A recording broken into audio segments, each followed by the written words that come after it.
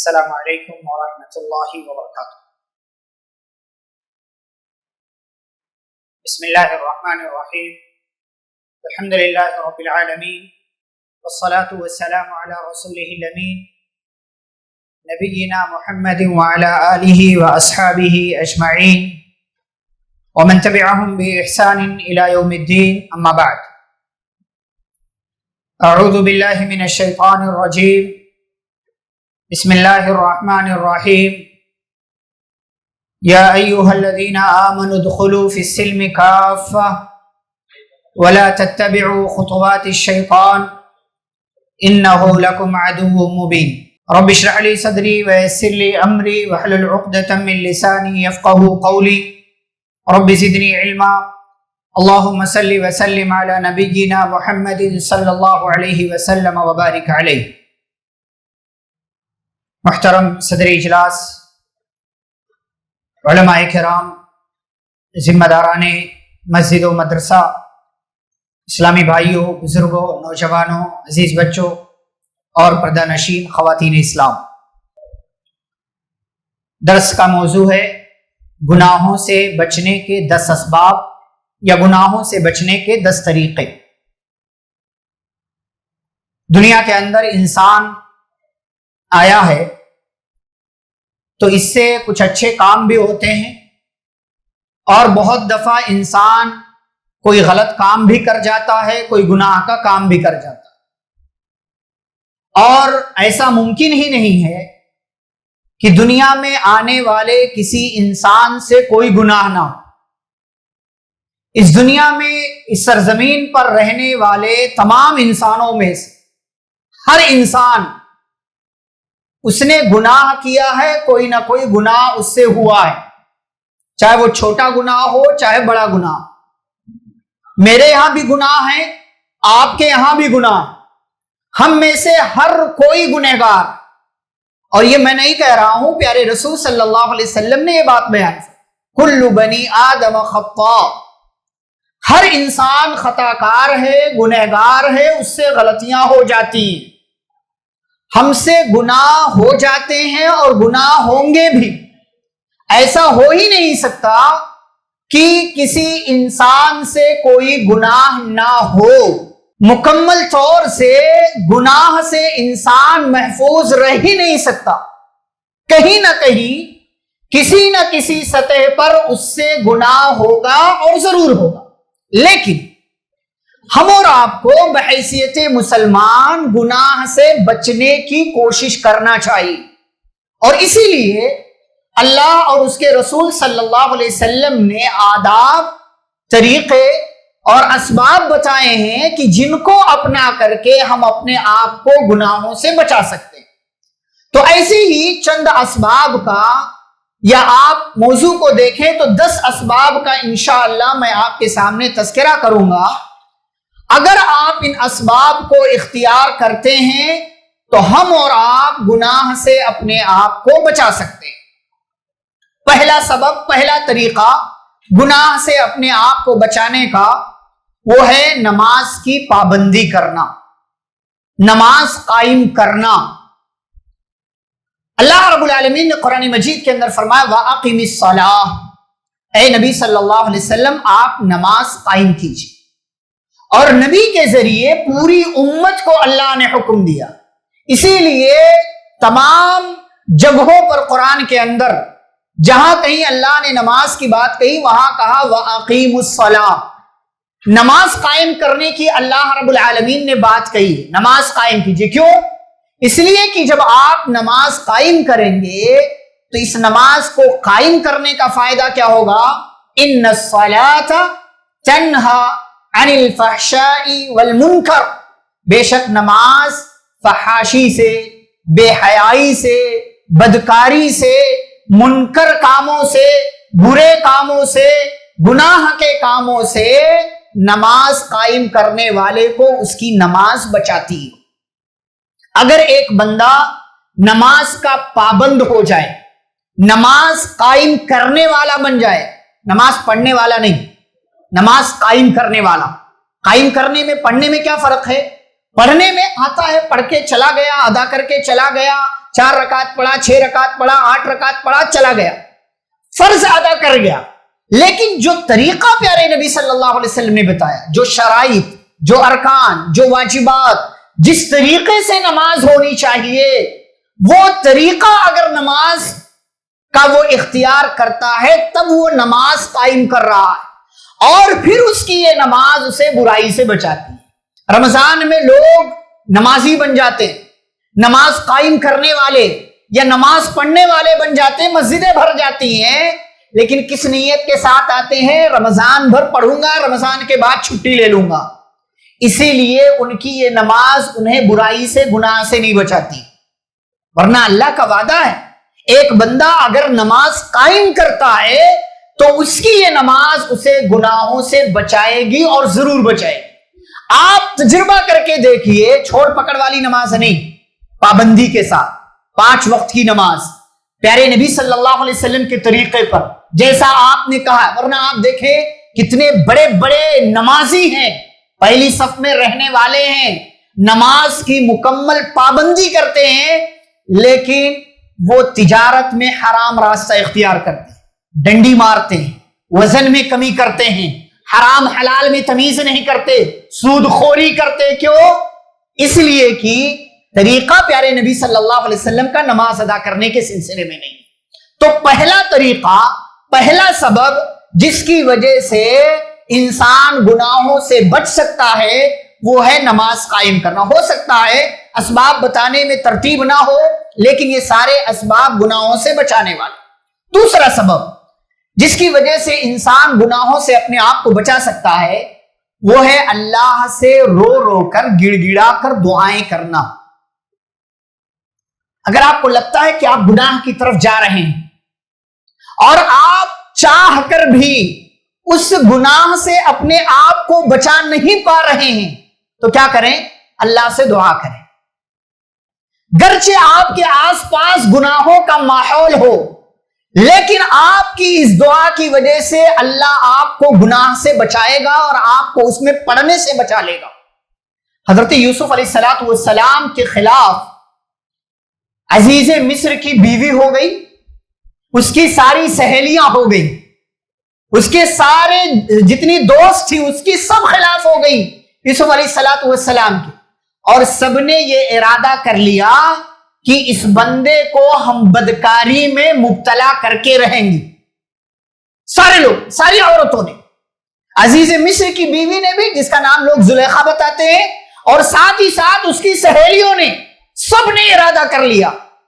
لیکن یوسف علیہ السلام نے جب یہ دیکھا کہ میرے آس پاس گھیرا تنگ ہو رہا ہے اور اب ایسا ہو گیا ہے کہ یہ ساری عورتیں اپنی طرف مجھے مائل کرنے میں ہو سکتا ہے کامیاب ہو جائیں، اور ہو سکتا ہے میں ان کے چکر میں پھنس جاؤں.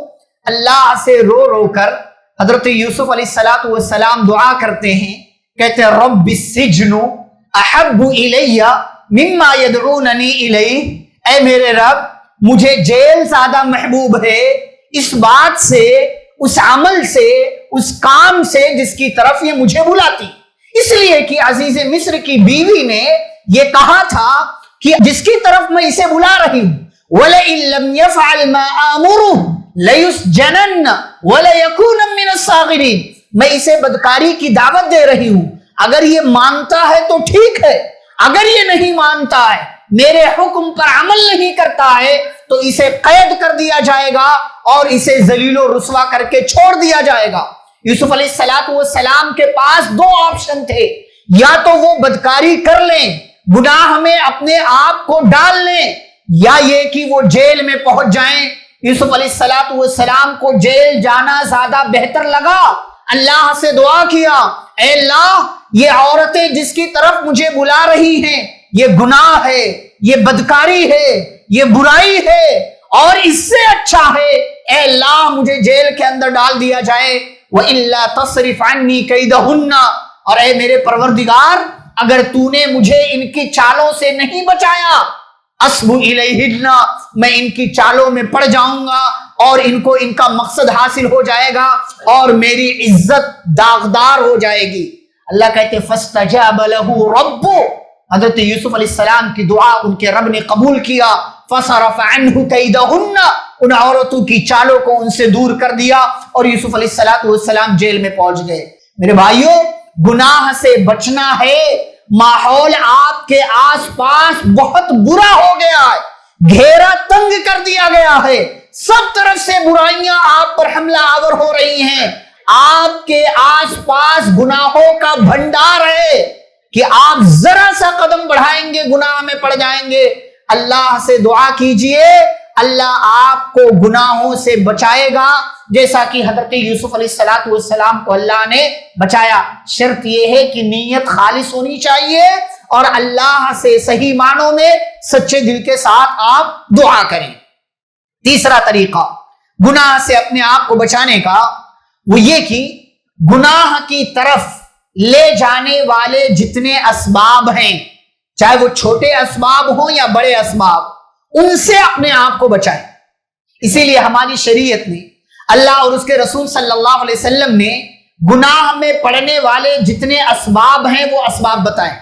مثال کے طور پر اللہ نے مردوں کو بھی حکم دیا، عورتوں کو بھی حکم دیا. کس بات کا؟ نگاہ نیچی رکھنے کا. کیوں؟ اس لیے کہ نگاہ اونچی رکھو گے تو ہو سکتا ہے گناہ میں پڑ جاؤ. اسی لیے اللہ نے کہا قُلْ لِلْمُؤْمِنِينَ يَغُضُّوا مِنْ أَبْصَارِهِمْ وَيَحْفَظُوا فُرُوجَهُمْ ذَلِكَ أَزْكَىٰ لَهُمْ. مومنوں سے کہہ دو اپنی نگاہ نیچی رکھیں، شرمگاہ کی حفاظت کریں. کیوں؟ ذَلِكَ أَزْكَىٰ لَهُمْ، یہی ان کے لیے بہتر ہے، پاکیزہ، یہی ان کے لیے زیادہ مناسب ہے. اگر نگاہ نیچی رکھیں گے گناہ میں پڑنے سے بچ جائیں. اللہ نے یہ نہیں کہا کہ زنا نہ کرو، اللہ نے کہا وَلَا تَقْرَبُوا الزِّنَا، زنا کے قریب بھی مت جاؤ. یعنی جو اسباب، جو اعمال، جو چیزیں آپ کو زنا میں داخل کر سکتی ہیں، ان سارے اسباب کو اپنے آپ کی زندگی میں لانے سے بچاؤ. اسی لیے نبی نے فرمایا آنکھیں بھی زنا کرتی ہیں، ہاتھ بھی زنا کرتا ہے، پیر بھی زنا کرتا ہے. کیسے؟ اس لیے کہ انسان آنکھوں سے دیکھتا ہے، ہاتھوں سے پکڑتا ہے، پیر سے چل کر کے جاتا ہے. تو اللہ نے یہ نہیں کہا زنا نہ کرو، اللہ نے کہا زنا کے قریب جانے سے اپنے آپ کو بچاؤ. یہ طریقہ ہے شریعت کا. ایسے ہی شریعت ہم اور آپ کو گناہ کی طرف لے جانے والی چیز سے بچاتے ہوئے نصیحت کرتی ہے کہ اگر کسی کے یہاں جا رہے ہو، گھر میں داخل ہونے سے پہلے اجازت مانگو. ایسے ہی اندھا دھند آنکھیں بند کر کے داخل نہ ہو جاؤ، بلکہ داخل ہونے سے پہلے اجازت مانگو، سلام کرو، 3 مرتبہ اجازت مانگو، اجازت ملے تب جاؤ. اور جہاں وہ گھر والا آپ کو اپنے گھر میں بٹھائے وہاں بیٹھو. یہ نہیں کہ اپنی مرضی سے پورے گھر کا چکر لگا لو. اس کی وجہ سے بندہ گناہ میں پڑ جاتا ہے، غلط نگاہوں کا شکار ہو جاتا. یہاں تک کہ ہمارے اپنے بچے، شریعت کہتی آپ کے اپنے بچے جو ابھی بالغ نہیں ہوئے ہیں ان کے لیے بھی شریعت کہتی 3 ٹائم ایسا ہے کہ بنا اجازت انہیں اپنے کمرے میں داخل نہ ہونے دو. یہ 3 ٹائم کون سے ہیں؟ من قبل صلاة الفجر وحین تضعون ثیابکم من الظہیرہ ومن بعد صلاة العشاء. فجر کی نماز سے پہلے، دوپہر کے وقت، عشاء کی نماز کے بعد. کیوں؟ اس لیے کہ بے پردگی ہو سکتی ہے اور انسان کے تعلق سے ایسی چیزیں ہو سکتی ہے جو انسان پسند نہیں کرتا. تو ہماری شریعت گناہ کی طرف لے جانے والی جتنی چیزیں ہیں ان ساری چیزوں کے قریب بھی جانے سے ہم اور آپ کو منع کرتی. اس لیے گناہ کی طرف انسان کیا کر رہا ہے؟ ریلز دیکھ رہا. کیا کرتا ہے؟ پھر اس میں ایک چیز ایسی آ جاتی ہے جو معیوب ہے، جو غلط ہے، جو گناہ ہے. پھر اس کو دیکھتا ہے، پھر اس کو دیکھ لیا تو اسی جیسی چیزیں اور آنے لگتی ہیں. پہلے 1 آ رہی تھی، اب 2، اب 2 آ رہی ہے، پھر 3. اس طریقے سے پورا سلسلہ چل جائے. فیس بک کی دنیا ہو، یوٹیوب کی، پوری سوشل میڈیا کی دنیا ایسی. آپ ایک چیز دیکھیں گے آپ کو 10 چیزیں پروس کر کے دے دی جائیں گی. اس لیے گناہ کی طرف لے جانے والی جتنی چیزیں ہیں گناہ کی طرف، اسی لیے ایسی عورتوں پر اللہ کے پیارے رسول صلی اللہ علیہ وسلم نے لعنت کی بات کہی اور کہا ایسی عورتیں جنت کی خوشبو بھی نہیں پائیں گی جو خود مائل ہونے والی ہیں اور دوسروں کو مائل کرنے والی. خوشبو لگا کر نکل رہی ہیں، چوڑی بجا کر چل رہی ہیں, پائل اور پازیب کی جھنکار کے ساتھ چل رہی ہیں, چپل جوتے ایسے پہن رکھے ہیں کہ چل رہی ہے تو آواز آ رہی. وَلَا يَضْرِبْنَ بِأَرْجُلِهِنَّ لِيُعْلَمَ مَا يُخْفِينَ مِنْ زِينَتِهِنَّ. شریعت کہتی ہے جو چھپانے کی چیز ہے اسے دکھاؤ نہیں, جو خوبصورتی کی چیز ہے ان کو چھپا کر کے رکھو. کیوں؟ اگر دکھاؤ گی تو گناہ میں پڑنے کا اندیشہ پیدا ہو جائے گا.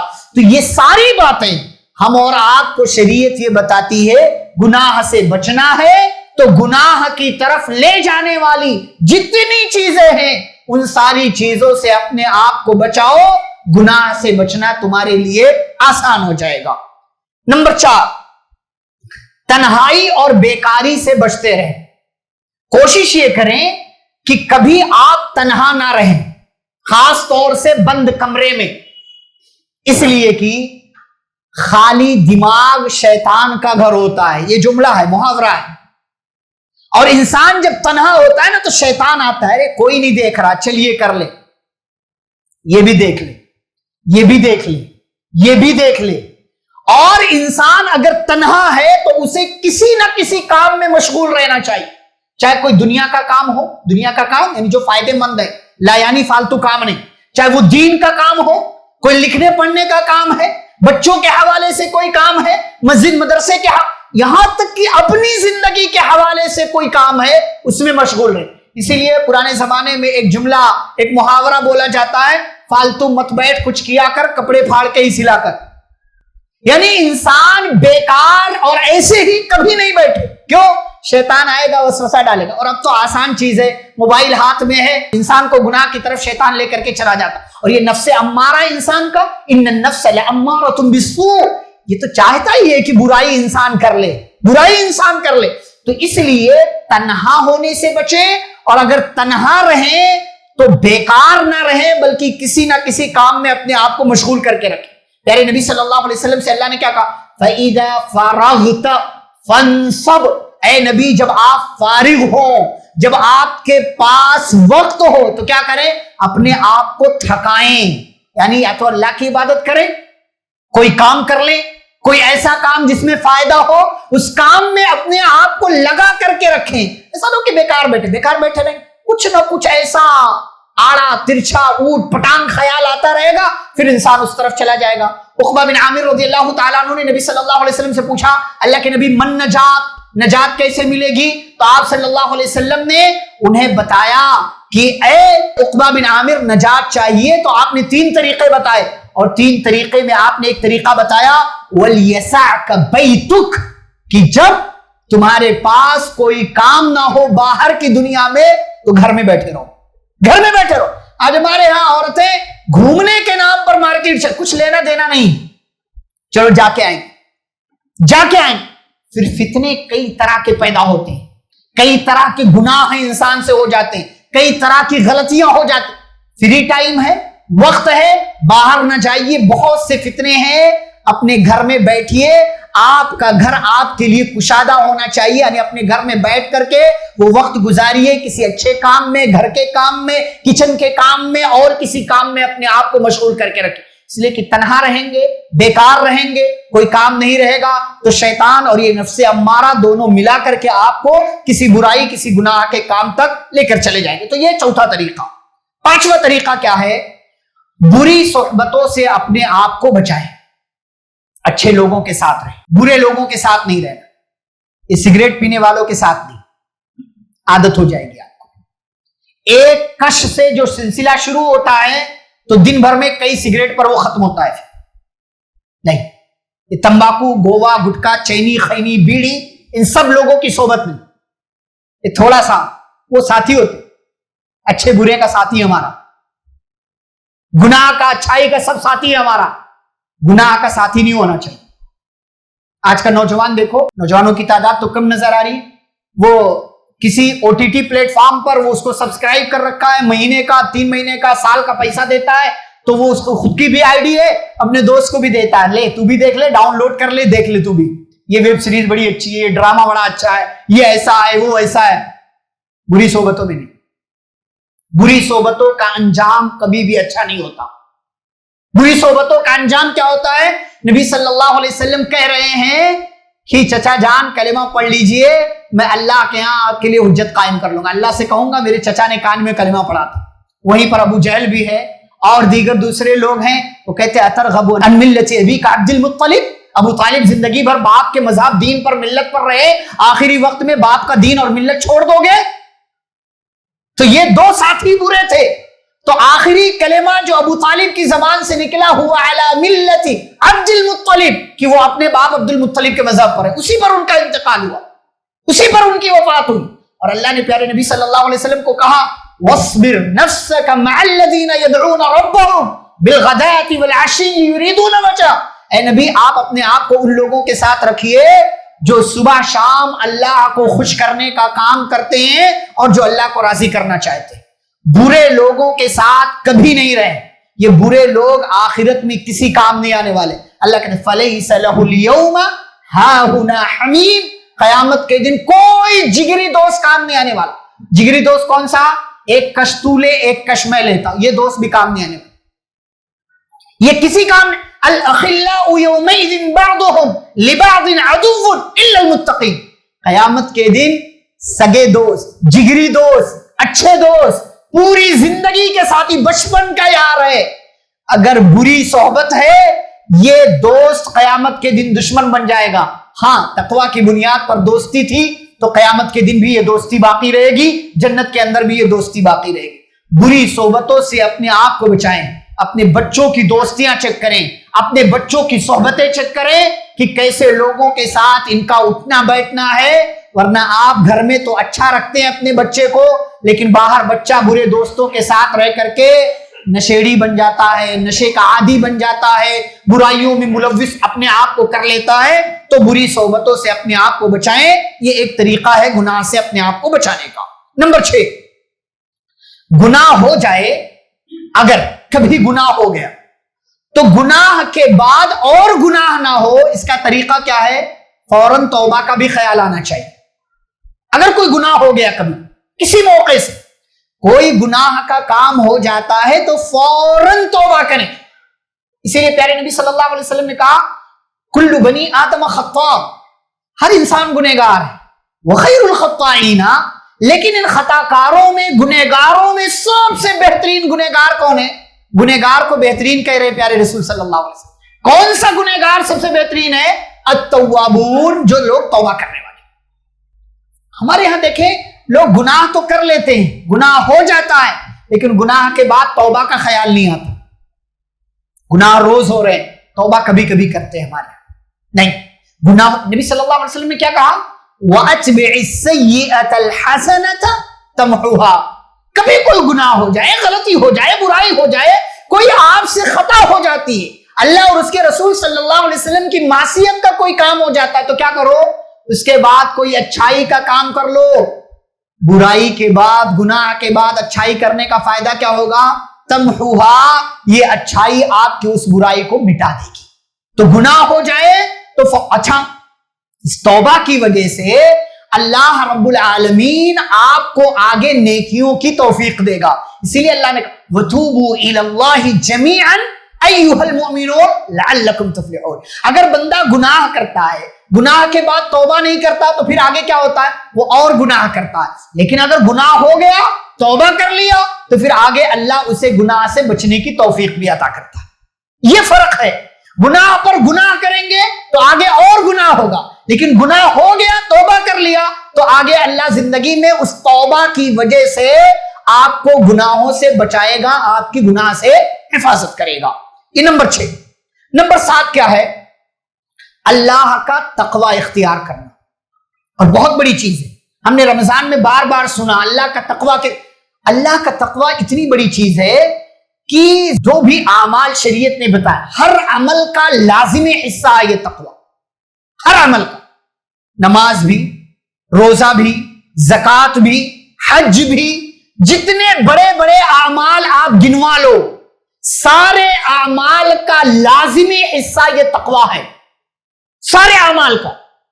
اور اسی لیے جو بندہ تقوی اختیار کرتا ہے، اللہ رب العالمین اس کی حفاظت کرتا ہے، اس کو گناہوں سے بچاتا ہے. اسی لیے اللہ نے کہا وَمَن يَتَّقِ اللَّهَ يَجْعَلْ لَهُ مَخْرَجًا. جو اللہ کا تقوی اختیار کرے. آپ کیسے مطلب سگریٹ کیسے نہیں چھوٹے گی آپ سے؟ آپ چھوڑنا چاہیں گے کہ اللہ کا حکم ہے کہ یہ حرام ہے، آپ چھوڑنا چاہیں گے اللہ آپ کے لیے اس گناہ سے بچنے کا راستہ نکال دے. چھوڑیے تو صحیح، کوشش تو کریے، تقوی تو اختیار کیجئے کہ اللہ کا حکم ہے، حرام ہے، اگر میں اس سے اپنے آپ کو بچاؤں گا اللہ کا تقوی اختیار کرتے ہوئے تو اللہ مجھے اس غلط عمل سے، بری عادت سے نکال دے گا. ہمارے یہاں نہیں ہے، نہیں ہے. اسی لیے اللہ نے کہا ان تتقوا اللہ یجعل لکم فرقانا. اگر اللہ کا تقوی اختیار کرو گے اللہ تمہیں فرقان عطا کر دے گا. صحیح کیا، غلط کیا، حق کیا، باطل کیا، اللہ تمیز پیدا کرنے کی صلاحیت دے دے گا اور آپ کے لیے گناہ سے بچنا آسان ہو جائے گا. گناہ میں ملوث آپ نہیں ہوں گے، پھر شیطان آپ کو بہکا نہیں پائے گا. کیوں؟ اس لیے کہ آپ تقوی والے ہیں اور تقوی والوں کی اللہ رب العالمین خصوصی حفاظت کیا کرتا ہے. نمبر 8، اللہ کا خوف اور اس کا ڈر. بہت بڑی چیز ہے، ہمارے یہاں نہیں. ہمارے یہاں اللہ کا ڈر نہیں. رمضان میں تھا اور اللہ کا ڈر ویسا ہی ہونا چاہیے جیسا رمضان میں تھا. کسی کو نہیں پتا کہ منہ میں لیا ہوا پانی پیٹ میں ڈالا کہ کلی کیا، کسی کو نہیں پتا. وضو کرتے ہوئے بند کمرے میں آپ نے پی لیا پانی، کسی کو نہیں پتا. لیکن آپ نہیں پیتے، کیوں؟ اس لیے کہ اللہ دیکھ رہا. دنیا والے روزہ دار سمجھیں گے لیکن اللہ کے یہاں میں روزہ دار کاؤنٹ نہیں کیا جاؤں گا. اللہ کے ڈر کی وجہ سے بھوک اور پیاس لگنے کے باوجود، ٹھنڈا پانی کھانا پینا ہونے کے باوجود، منہ میں پانی رکھنے کے باوجود ہم اسے باہر پھینک دیتے، کلی کر دیتے. کیوں؟ اس لیے کہ اللہ کا ڈر، اللہ کا خوف کائنات دنیا والوں کو پتا ہو نہ ہو لیکن اللہ کو پتا ہے کہ یہ بندہ روزے سے ہے کہ نہیں. یہی اصل ہے، یہی ڈر چاہیے زندگی میں. اگر یہ ڈر زندگی میں آ جائے گناہ سے بچنا آسان ہو جائے گا. آپ دیکھیں وہ بندہ، پیارے نبی صلی اللہ علیہ وسلم نے ذکر کیا بدکاری کرنے کے لیے بالکل تیار، لیکن وہ لڑکی کہنے لگی اللہ کے بندے اللہ سے ڈر، اللہ سے ڈر، اللہ کے یہاں جانا ہے، اس کی پکڑ کا احساس اور خوف پیدا کر. اس نے یہ احساس پیدا کر لیا اور بچ گیا اس گناہ سے. اللہ نے اسے جنت کے اندر داخل کر دیا. یہ ڈر ہونا چاہیے، یہ ڈر ہونا چاہیے. اور آپ جانتے ہیں مشہور واقعہ ہے عبداللہ بن عمر رضی اللہ تعالیٰ عنہما کا اپنے ساتھیوں کے ساتھ جا رہے تھے، ایک چرواہے سے ملاقات ہو گئی. چرواہے کو بلایا، کہا اتنی ساری بکریاں ہیں، بھیڑ ہیں، ایک دے دو. کہا مالک کو کیا جواب دوں گا؟ کہا کہہ دینا بھیڑیا آیا کھا گیا، غائب ہو گئی، یہ ہو گیا وہ ہو گیا. تو اس چرواہے نے اللہ سے ڈرنے والا تھا، اس نے کہا دنیا کے مالک کو تو جواب دے دوں گا، فَأَيْنَ اللَّهُ، لیکن اس اللہ کو کیا جواب دوں گا، اس اللہ کو کیا جواب دوں گا. اور پھر وہ بندہ آسمان کی طرف دیکھتا ہوا یہی کہتا ہوا چلا گیا، فَأَيْنَ اللَّهُ، اللہ کہاں ہے؟ پھر اللہ کا دنیا کا مالک تو نہیں دیکھ رہا لیکن اللہ پوری کائنات کا مالک دیکھ رہا. اور بعد میں عبداللہ بن عمر رضی اللہ تعالیٰ عنہما نے اس کے اس ایمان، اس کے اس ڈر کا فائدہ اسے یہ ہوا کہ عبداللہ بن عمر رضی اللہ عنہما نے پتہ کروایا یہ غلام کس کا ہے، پتہ کروایا، اس غلام کو خریدا، اسے خرید کر آزاد کر دیا اور وہ جتنی بکریاں بھیڑ چراتا تھا وہ ساری بکریاں بھی خرید کر کے اسے تحفے میں دے دیا، کہا اسے لے جاؤ. یہ اللہ سے ڈر کا فائدہ ہے جو دنیا میں بھی ملتا ہے، آخرت میں بھی ملتا ہے. اور ساتھ ہی ساتھ اللہ سے ڈر کا فائدہ یہ ہے کہ اللہ رب العالمین کے خوف اور ڈر کی وجہ سے ہمارے لیے گناہ سے بچنا آسان ہو جاتا. اسی لیے پیارے نبی صلی اللہ علیہ وسلم نے کہا اتق اللہ حیثما کنت، جہاں کہیں رہو اللہ سے ڈرتے رہو، چاہے مجمع میں ہو اکیلے ہو. اگر اللہ کا ڈر ہے، انسان کا خوف، انسان کی وجہ سے بندہ باہر سگریٹ پی رہا ہے، امام صاحب پہنچ گئے پیچھے چھپا لیتا ہے. یستخفون من الناس ولا یستخفون من اللہ وهو معهم، لوگوں سے چھپتے ہو اللہ سے نہیں چھپتے.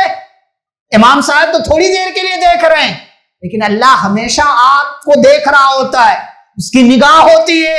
وَكَانَ اللَّهُ بِمَا يَعْمَلُونَ مُحِيطًا، انسان جو کر رہا ساری چیزیں اللہ کو پتا ہے. اللہ کا ڈر ہونا چاہیے. اللہ کا ڈر اور خوف ہمیشہ ہر جگہ انسان کو گناہوں سے بچا لیتا ہے اور انسان کے لیے گناہ سے بچنا آسان ہو جاتا ہے۔ یہ نمبر 8۔ نمبر 9، موت کی یاد۔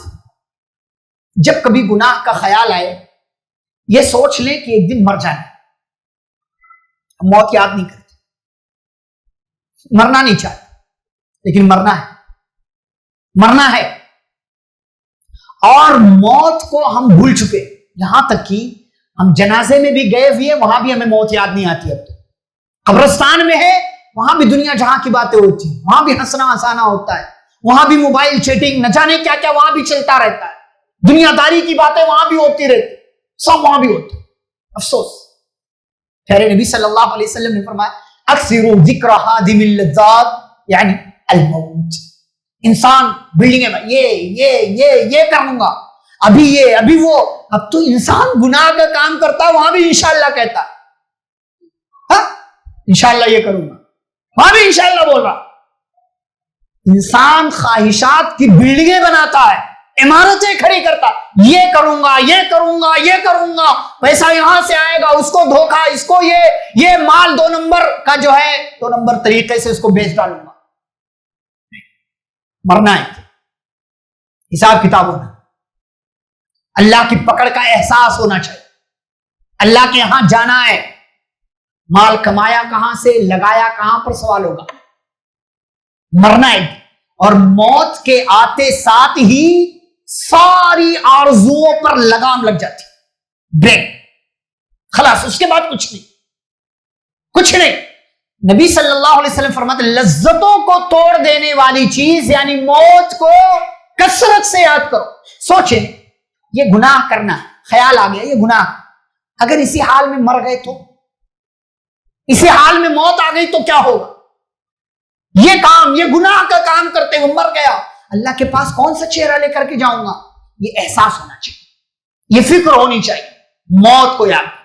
موت بہت بڑا علاج ہے گناہوں سے اپنے آپ کو بچانے کی۔ گناہوں سے بچنا ہے، موت کو یاد کرتے، موت کو فراموش نہ کیجیے۔ پیارے نبی صلی اللہ علیہ وسلم اسی لیے صحابہ کو بعض دفعہ نصیحت کرتے تھے۔ ایک مرتبہ آپ ایک جنازے میں ہیں، جنازہ ابھی آیا نہیں، آپ صلی اللہ علیہ وسلم زمین پر بیٹھ گئے، آپ کے ہاتھ میں لکڑی ہے، لکڑی سے زمین کی مٹی کو کورید رہے ہیں۔ حضرت برا بن عازب رضی اللہ تعالیٰ عنہ کہتے ہیں آپ رونے لگے آپ صلی اللہ علیہ وسلم، اتنا روئے حتی بل الثرا، یہاں تک کہ جہاں آپ بیٹھے ہیں آپ کے آنکھوں سے نکلنے والے آنسوؤں کی وجہ سے وہاں کی زمین بھیگ گئی، تر ہو گئی، گلی ہو گئی وہ۔ اور آپ نے روتے ہوئے اپنے صحابہ سے کہا یا اخوانی لمثل هذا فاعدوا، اے میرے صحابہ، اے میرے ساتھیوں، اے میرے بھائیوں، اس جگہ کے لیے تیاری کرو، یہاں آنا ہے، مرنا ہے، ایک دن مر جاؤ گے، اس جگہ کے لیے تیاری کرو۔ گناہ سے بچنا ہے تو موت کی یاد ہمیشہ اپنے دماغ میں ہمیں رکھنی چاہیے، موت کو ہمیشہ یاد کرنا چاہیے، اور موت کے حوالے سے کبھی بھی ہمیں غافل نہیں ہونا چاہیے۔ موت کب آئے گی، کیسے آئے گی، کن حالات میں آئے گی، بتا کر نہیں آئے گی۔ انسان کو مرنا ہے، چاہے وہ جوان ہو، بوڑھا ہو، مرد ہو یا عورت ہو، گناہ سے بچنا ہے تو موت کی یاد ہمیشہ دماغ میں ہونی چاہیے۔ 10ویں اور آخری چیز کہ جس سے انسان گناہوں سے اپنے آپ کو بچا سکتا ہے وہ ہے گناہوں کے برے انجام کا احساس پیدا ہونا۔ پیارے نبی صلی اللہ علیہ وسلم ایک حدیث میں بیان فرمایا تنہائی کے گناہ کا انجام کیا ہے۔ تنہائی سنن ابن ماجہ وغیرہ کی حدیث ہے، ایک انسان تنہائی میں گناہ کرتا ہے۔ حضرت ثوبان رضی اللہ عنہ کہتے ہیں نبی صلی اللہ علیہ وسلم نے فرمایا اللہ کی قسم میں ضرور ان لوگوں کو جان لوں گا اپنی امت کے لوگوں میں سے جو قیامت کے دن آئیں گے، ان کے پاس تہامہ پہاڑ کے برابر نیکیاں ہوں گی اور یہ نیکیاں چمک رہی ہوں گی، لیکن فَيَجْعَلُهَا اللَّهُ عَزَّ وَجَلَّ هَبَاءً مَنْثُورًا، اللہ ان ساری چمکتی ہوئی نیکیوں کو گرد و غبار کی طرح ہوا میں اڑا دے گا، کوئی فائدہ نہیں ہوگا۔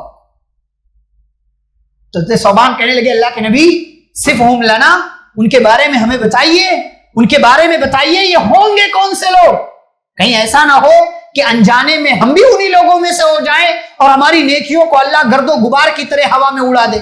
آپ نے فرمایا اما انہم من اخوانکم، اب کوئی الگ مخلوق نہیں ہوگی، وہ تمہارے اپنے ہی لوگوں میں سے ہوں گے. جیسے تم نمازیں پڑھتے ہو وہ بھی نمازی ہوں گے، جیسے تم روزے رکھتے ہو وہ بھی روزہ رکھتے ہوں گے، اور جیسے تم راتوں کو اٹھ کر کے تہجد کی نماز پڑھتے ہو یہ بھی تہجد گزار ہوں گے. لیکن پھر ان کا گناہ کیا ہوگا کہ اللہ ان کی نیکیوں کو گرد و غبار کی طرح ہوا میں اڑا دے گا.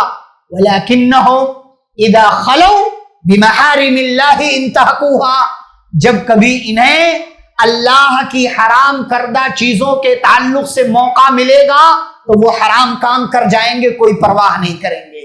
یعنی دنیا کو تو نہیں پتا چلے گا، لیکن اس بندے کو اچھے سے معلوم ہے کہ یہ حرام چیز ہے، اور بندہ اس حرام کو کام کو کر لے گا. اس کی وجہ سے اللہ اس کی ساری نیکیوں کو گرد و غبار کی طرح ہوا میں اڑا دے گا، کوئی فائدہ نہیں. یہ تنہائی کے گناہ کا، جس گناہ کے بارے میں کسی کو علم نہیں ہے، یہ اس کا انجام، یہ احساس اگر پیدا ہو جائے میرے اس گناہ کی وجہ سے اللہ میری نیکیاں برباد کر سکتا. آپ سوچیں پوری زندگی بھر کی نیکیاں اللہ برباد کر دے، کیا فائدہ ہوگا؟ اس لیے گناہ سے بچنا چاہیے. اور گناہوں کا برا انجام کیا ہوتا ہے؟ انسان علم سے محروم ہو جاتا ہے. آج انسان دیکھے اچھی خاصی عمر کے لوگ، نوجوان، بچہ یاد کرتے چیزیں ادھر پیچھے بھول جاتے. کیوں؟ گناہ. چیزیں یاد کیوں نہیں رہ جاتی؟ وہ بچپن میں جو یاد کیا تھا 10-12 صورتیں ابھی بھی وہیں کیوں ٹکے ہوئے؟ آگے کچھ اور یاد کیوں نہیں ہوتا؟ کہ اس عمر میں کہاں یاد، کیوں نہیں یاد ہوتا ہے؟ گناہ. علم سے محروم کر دیے جاتے ہیں گناہوں کی وجہ سے. گناہ کی وجہ سے رزق میں تنگی آ جاتی ہے، اللہ روزی روک لیتا. نبی صلی اللہ علیہ وسلم فرماتے ہیں بندہ اپنے گناہ کی وجہ سے آنے والی روزی سے محروم کر دیا جاتا ہے، اس کی روزی میں تنگی پیدا کر دی جاتی ہے. اور گناہ کا برا انجام کیا ہوتا ہے؟ اللہ کہتے ہیں وَمَا أَصَابَكُم مِّن مُّصِيبَةٍ فَبِمَا كَسَبَتْ أَيْدِيكُمْ. گناہوں کی وجہ سے انسان مصیبتوں میں پڑ جاتا ہے، اللہ کسی مشکل میں ڈال دیتا ہے، اللہ کسی عذاب میں مبتلا کر دیتا ہے. اور گناہ کی وجہ سے انسان کا دل سخت ہو جاتا ہے. نبی صلی اللہ علیہ وسلم فرماتے ہیں بندہ گناہ کرتا ہے اس کے دل پہ سیاہ نقطہ، بلیک ڈاٹ پڑ جاتا ہے. جب توبہ کر لیتا ہے وہ سیاہ نقطہ خط. لیکن گناہ، پھر گناہ، پھر گناہ، پھر گناہ، توبہ نہیں، تو اس گناہ کا اثر کیا ہوتا ہے؟ یہاں تک کہ ایک دن آتا ہے اس کا پورا دل کالا ہو جاتا ہے. اور اسی کو اللہ نے کہا کلا بل ران علی قلوبہم ما کانوا یکسبون. ان کے گناہوں کی وجہ سے اللہ ان کے دل کو مکمل سخت کر دیتا ہے. ختم اللہ علی قلوبہم، اللہ گناہوں کی وجہ سے دل پر مہر لگا دیتا ہے. پھر قبر کی باتیں سنو، جہنم کی باتیں سنو، عذاب کی باتیں سنو، کوئی فرق نہیں پڑتا. انسان کو نہ رونا آتا ہے، نہ منہ بنتا ہے، نہ احساس پیدا ہوتا. کیوں؟ اس لیے کہ گناہ کا برا انجام، گناہ کا اثر یہ ہوتا ہے کہ انسان کا دل سخت ہو جاتا ہے. اچھا، جب بندہ گناہ پر گناہ کرتا ہے نا تو توبہ کی توفیق بھی نہیں ملتی اس کو. کیوں؟ اس لیے کہ گناہ کو ہلکا سمجھتا ہے، یہ بھی کوئی گناہ ہے، یہ بھی کوئی گناہ ہے، یہ بھی ہے، اس پہ توبہ ہے، چلو اللہ بڑا غفور الرحیم ہے، معاف کرنے والا ہے. بندہ گناہ کو ہلکے میں لیتا ہے. جب بندہ گناہ کو ہلکے میں لیتا ہے تو کیا ہوتا ہے؟ دیکھیں خانہ کعبہ میں بھی جا کر لوگ شرک کر رہے ہیں، سمجھتے ہیں یہ شرک نہیں ہے. شرک کیا ہے کہ پتھروں کی پوجا کی جائے وہی شرک ہے. انسانوں کو پکارنا، مردوں کو پکارنا شرک نہیں ہے.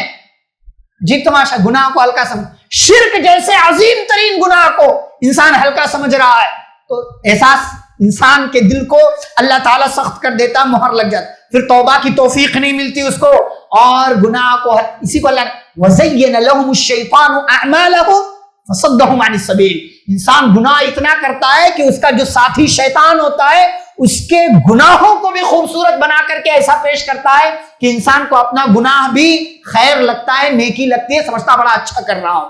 اچھا، گناہ کا ایک برا انجام کیا ہوتا ہے کہ گناہ سے نفرت ختم ہو جاتی ہے. انسان جب انسان گناہ بہت زیادہ کرتا ہے نا تو اس کا برا انجام کیا ہوتا ہے؟